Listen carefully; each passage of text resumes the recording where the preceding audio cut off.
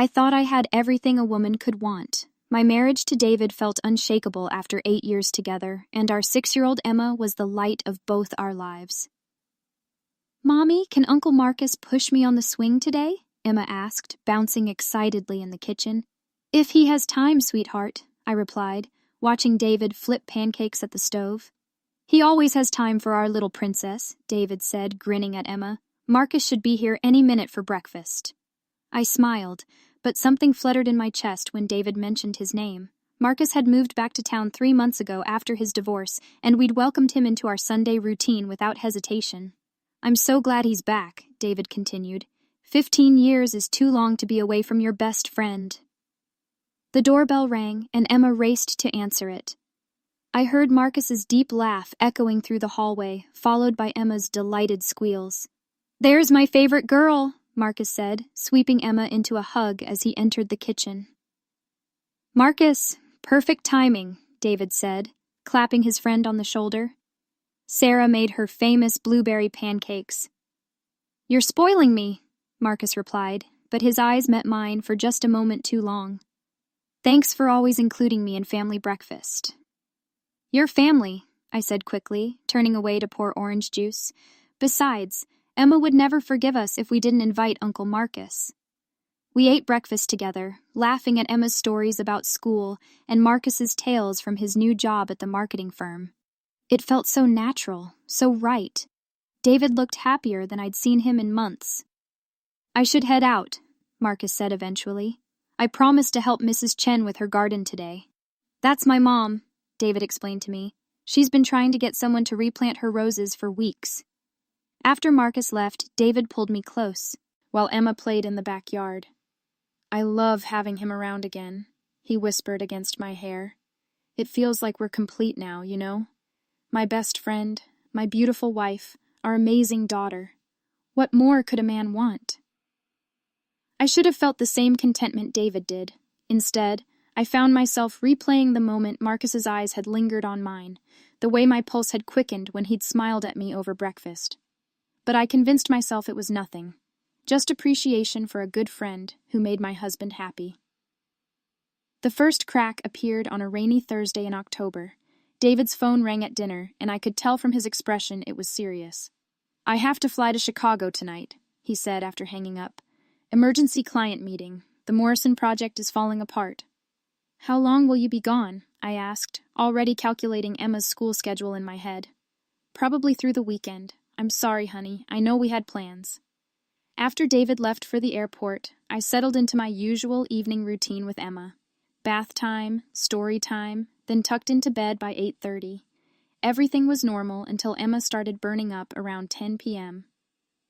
"Mommy, I don't feel good," she whimpered, her forehead blazing against my palm.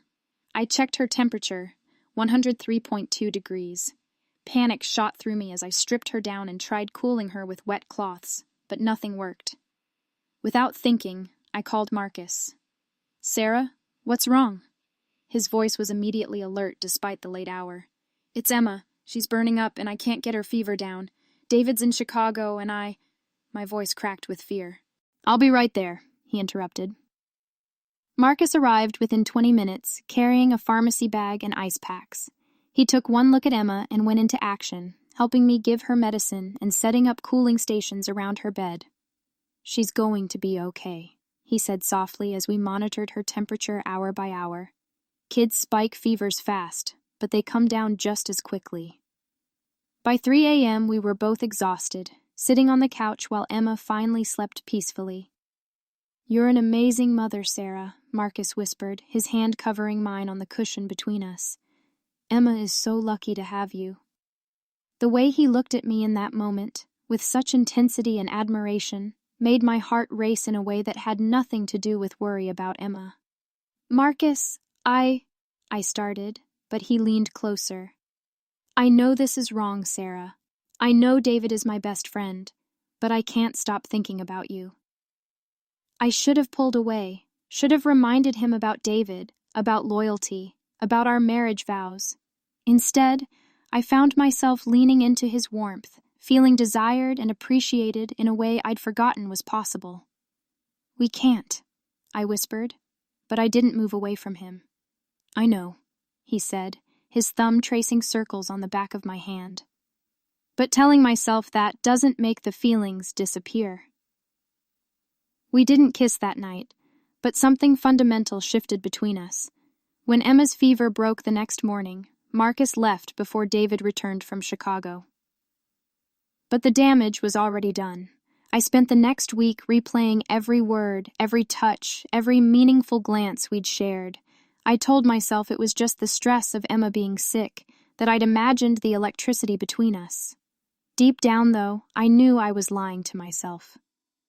3 weeks later, David called from the office with his usual apology. "I'm going to be late again tonight, honey. This community center project is killing me, but if we land it, it'll make my career." "I understand," I said, stirring pasta sauce that would probably go cold waiting for him. "Emma's at your mom's for a sleepover anyway." "Right. She was so excited about that. I'll try not to be too late." An hour after we hung up, my phone rang. Marcus. "Hey, Sarah. I know David's working late. Want some company? I picked up Chinese food from that place you love." My rational mind screamed at me to say no, but the house felt too quiet, and I was tired of eating dinner alone. "Sure, come over," I heard myself saying. When Marcus arrived, he wasn't just carrying takeout containers. He had my favorite wine and a small bouquet of daisies. "What are these for?" I asked, my heart already racing. "For being such a good friend," he said, but his eyes held a different message entirely. We ate at the kitchen table where David and I shared our meals every night. The conversation flowed easily, but I was hyper-aware of every glance, every accidental brush of fingers when we reached for the soy sauce. After dinner, we moved to the living room with our wine. "Sarah," Marcus said, setting his glass down and turning to face me fully, "I need to tell you something. These past few weeks, I can't get you out of my head. I know it's wrong. David is like a brother to me, but I think I'm falling in love with you." My breath caught. "Marcus, we can't. This isn't right. David trusts us." "I know," he whispered, moving closer on the couch. "But can you honestly tell me you don't feel something too?" I couldn't lie. God help me, I couldn't deny the way my pulse quickened when he was near, or how I'd been fantasizing about what it would be like to be touched by him. "This is crazy," I breathed, but I didn't pull away when he reached up to cup my face. "Maybe," he said softly, "but I'd rather be crazy than live with regret." When his lips met mine, every rational thought vanished. His kiss was desperate and hungry, so different from David's familiar affection.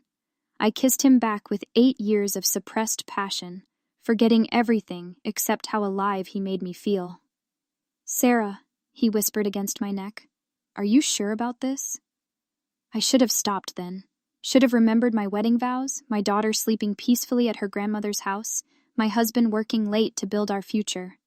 Instead, I pulled him closer. "I'm sure," I lied. We made love on the couch where David and I watched movies together, where Emma played with her toys every morning. I betrayed 8 years of marriage and 15 years of friendship in one devastating moment of weakness that would change everything forever. The affair consumed my life for 6 months.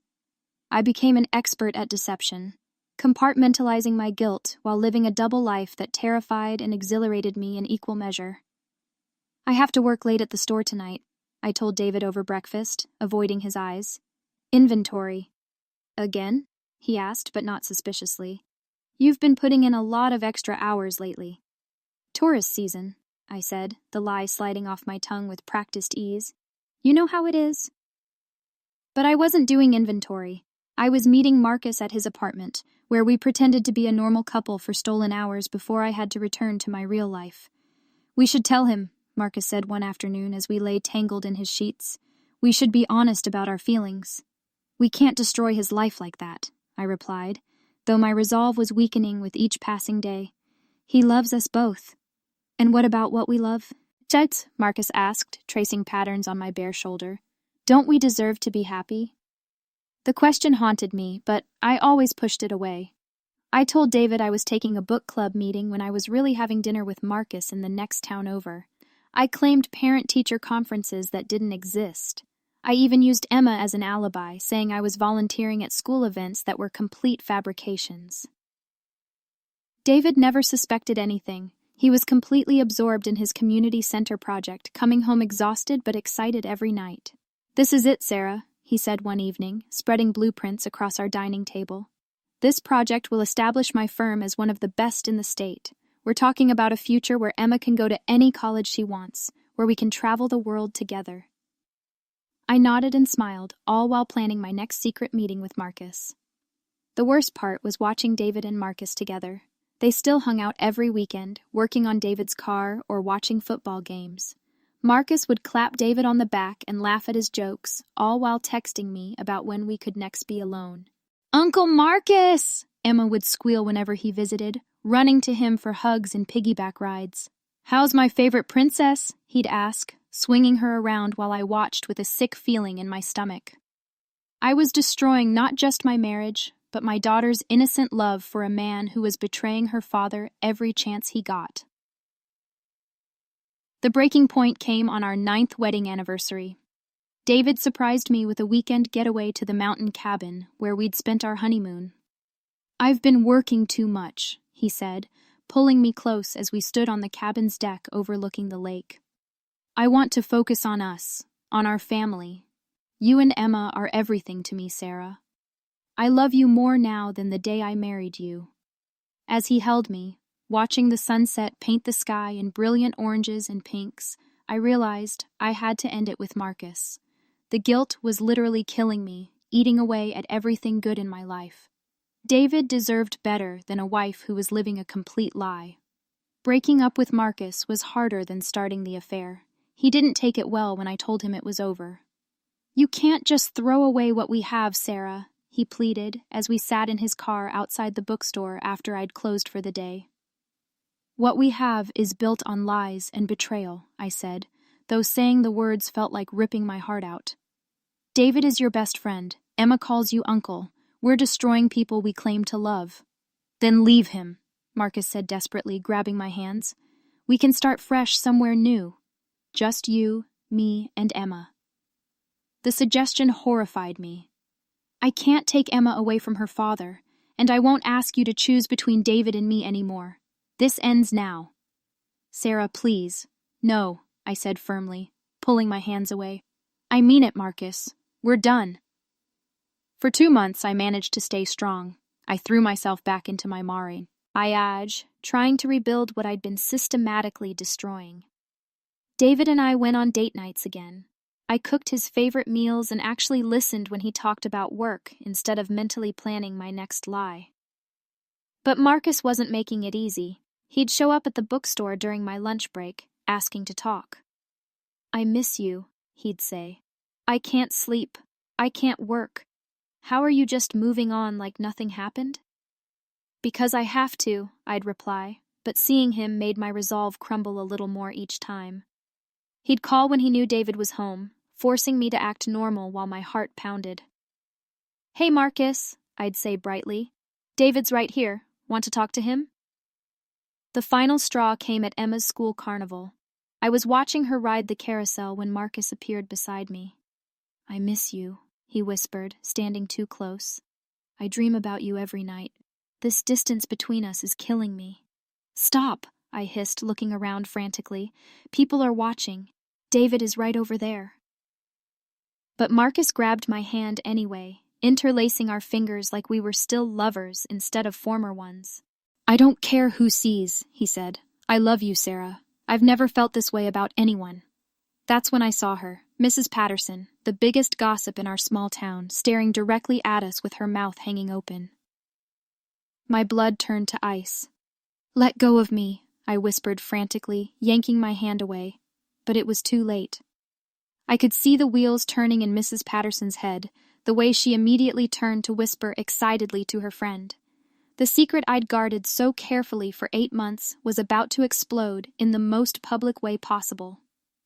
That night, I made a decision that would destroy everything. I couldn't live with the guilt anymore, and I couldn't risk Emma finding out from the town gossip mill.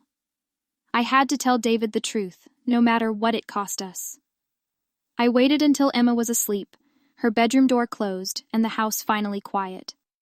David was in his home office, working late on blueprints for the community center that would make his career. I stood in the doorway for 10 minutes, watching him work with such focus and dedication, knowing I was about to destroy his entire world. "David?" My voice came out as barely a whisper. He looked up with that warm smile that had made me fall in love with him 12 years ago. "Of course, honey. Just let me finish this section." "No," I said, my voice stronger now. "We need to talk now. It's important." Something in my tone made him set down his pencil immediately. He turned in his chair to face me fully, and I could see concern growing in his eyes. "Sarah, you're scaring me. What's wrong? Is Emma okay?" I sat down on the small couch in his office, the same couch where he'd proposed to me 6 years ago, and tried to find the words that would end our marriage. "Emma's fine. David, I need to tell you something, and it's going to hurt. It's going to hurt you so much, and I'm sorry. I'm so sorry." His face went pale. "What is it? Just tell me." I took a shaky breath, knowing that once these words left my mouth, there would be no taking them back. Our life as we knew it would be over. "I had an affair. For 6 months, I was seeing someone behind your back. I lied to you, betrayed your trust, and I can't live with the secret anymore." The silence that followed was deafening. David stared at me like he couldn't process what I'd just said, like the words weren't computing in his brain. Then, quietly, he asked, "Who?" This was the part that would destroy him completely. Not just his marriage, but his friendship, his trust in everyone he loved. "Marcus." The name hit him like a physical blow. I watched my husband's face crumble as the full scope of our betrayal sank in. "Marcus," he repeated, his voice completely hollow. "My Marcus, the man I trusted with my family, the man I called my brother. David, I'm so sorry. I know there's nothing I can say to make this right, but I needed you to hear it from me. I ended it 2 months ago. I couldn't. Get out." His voice was barely audible, but the words cut through me like a knife. "What?" "Get out of this room. Get out of this house. I can't look at you right now." I'd expected anger, screaming, maybe even violence, but this quiet devastation was somehow worse than anything I could have imagined. "David, please let me explain." "There's nothing to explain, Sarah." He stood up slowly, and I could see his hands shaking. "You chose him over our marriage. You chose him over our family. You chose him over me." The truth of his words hit me like a sledgehammer. That's exactly what I'd done. "I need you to leave. Tonight." I packed a bag with trembling hands and drove to my sister Lisa's house, leaving Emma with David. I couldn't stop crying. For my marriage, for my daughter, for the life I'd just destroyed with my own selfish choices. "What happened?" Lisa asked when she opened the door to find me sobbing on her doorstep at midnight. "I ruined everything," I whispered. "I told David about the affair." The next morning, David called Marcus. I knew because Marcus tried calling me immediately afterward, his voice frantic on my voicemail. "Sarah, he knows. David knows everything. He called me and, oh God, the things he said. 23 years of friendship, gone. He said he never wants to see me again." But that was just the beginning of the destruction. Within a week, word had spread through our small town like wildfire. Mrs. Patterson had apparently been sharing her suspicions with anyone who would listen, and my confession to David confirmed everyone's worst gossip. "I can't even go to the grocery store," I told Lisa. "Everyone stares and whispers. Some people won't even make eye contact." The bookstore became a place of hushed conversations and judgmental looks. My regular customers stopped coming in. The book club I'd run for 3 years disbanded overnight when half the members refused to be in the same room with me. My business was dying because of my reputation. But David's breakdown was so much worse. His business partner Tom called me, his voice tight with concern. "Sarah, I don't know what happened between you two, but David hasn't been to work in a week. The community center project has a deadline, and he's not responding to calls or emails. This could ruin everything he's worked for." I tried calling David, but he wouldn't answer. When I went to the house to check on Emma, I found him sitting in the dark living room, unshaven and hollow-eyed. "Daddy's sick," Emma Wabi whispered to me, her 7-year-old mind trying to make sense of why her world had suddenly changed. "He won't play with me anymore. He just sits there." That's when I realized the true scope of what my affair had cost us. It wasn't just our marriage. David was having a complete mental breakdown. The man who had been so driven and passionate about his work couldn't even get out of bed. The community center project, his dream job that would have established his career, was slipping away because he couldn't function. "David," I said softly, sitting across from him in our living room, "you have to go back to work. The project—" "Don't," he said without looking at me. "Don't pretend you care about my career now." Marcus had disappeared entirely. His landlord told me he'd broken his lease and moved out of state overnight, leaving no forwarding address. He'd abandoned David, abandoned me, abandoned the mess we'd all created together. I was left to face the consequences alone while both men fled from the destruction we'd caused. The affair that had made me feel so alive was now killing everything I'd ever cared about. 3 months after the confession, I was living in a cramped apartment across town, seeing Emma every other weekend per our temporary custody arrangement. David had finally returned to work, but the damage was done.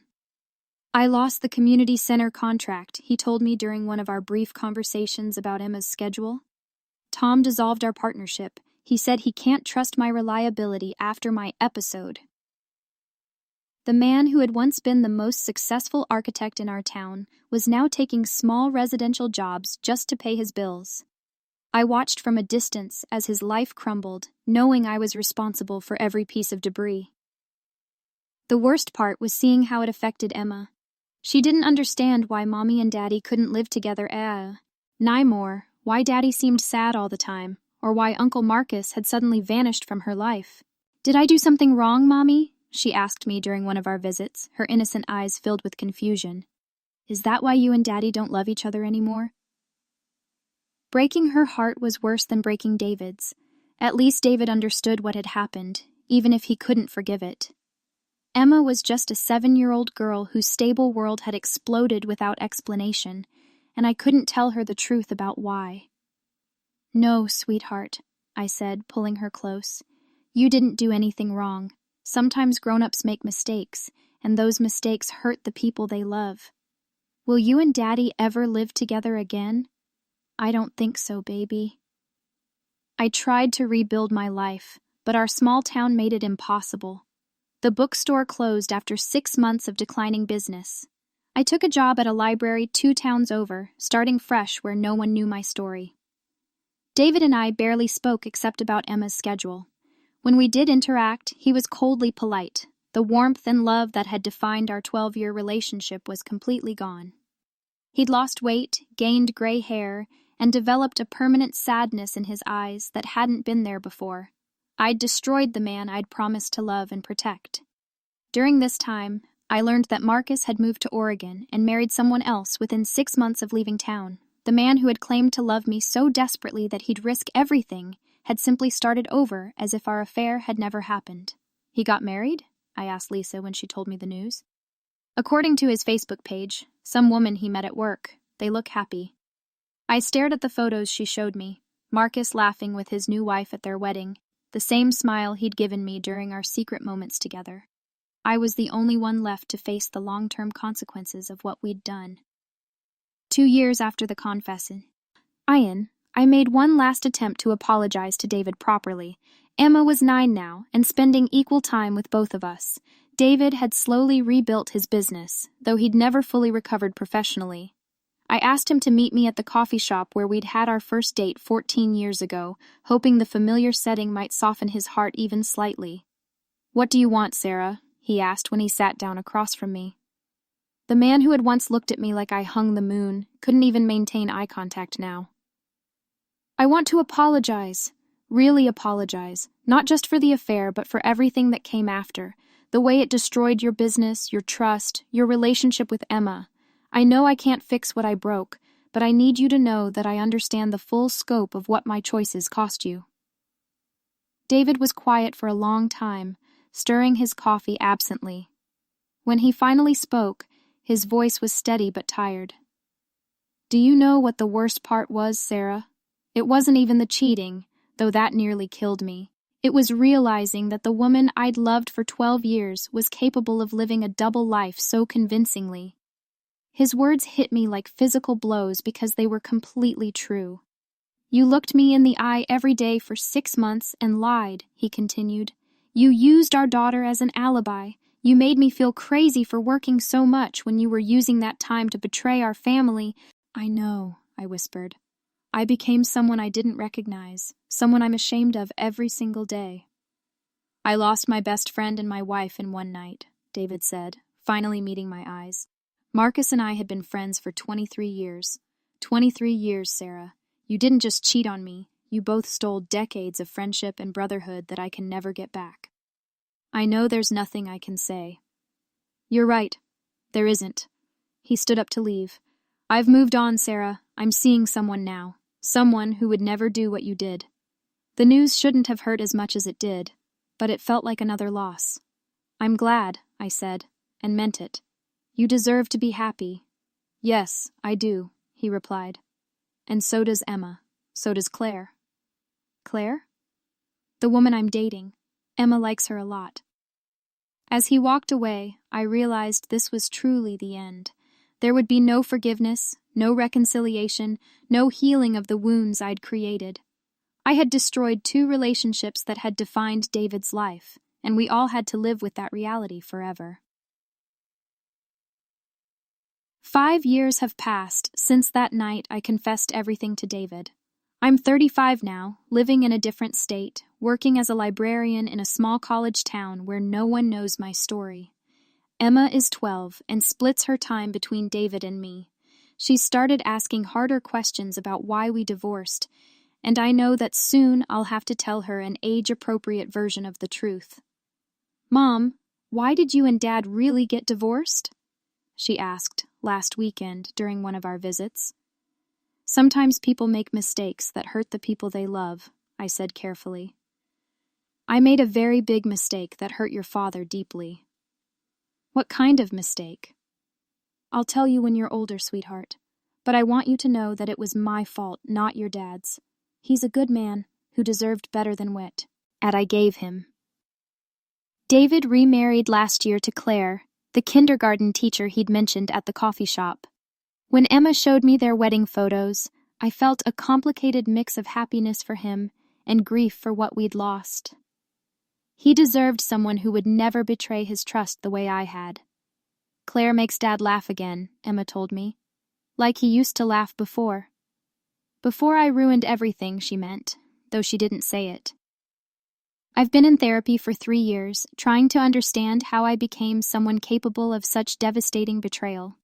My therapist says I was looking for validation and excitement that I felt was missing from my marriage, but that explanation feels too simple for the destruction I caused. The truth is, I made a selfish choice that destroyed multiple lives, and I have to live with that knowledge every day. I think about Marcus sometimes, wondering if he ever feels guilt for what we did to David. I heard through mutual acquaintances that he's divorced again and living alone in Portland.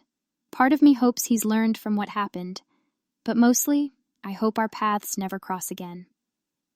The woman who had an affair with her husband's best friend feels like a different person now, someone I'm ashamed to have been, but can't pretend never existed. I destroyed a marriage, a friendship, and my daughter's sense of security because I was too weak to resist temptation and too cowardly to end my marriage honestly if I was truly unhappy. Emma will grow up in a broken home because of my choices. David will always carry the scars of my betrayal, and I will spend the rest of my life knowing that I am capable of devastating the people I claim to love most. Some mistakes can never be undone. Some trust, once broken, can never be rebuilt. This is the price of betrayal, and I will pay it for the rest of my life.